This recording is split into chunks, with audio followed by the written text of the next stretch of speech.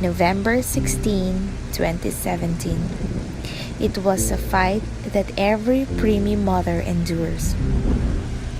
It was the most difficult yet rewarding journey that I've been through.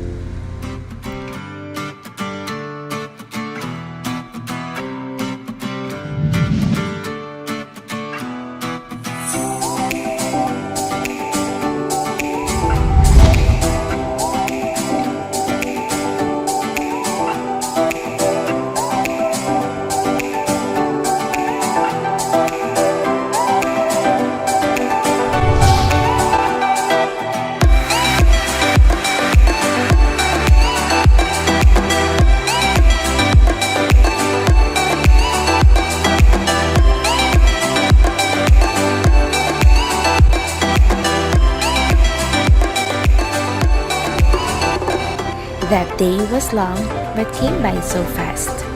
I heard the glimpse from the doctor. And as I received the news, I was blessed with a little girl.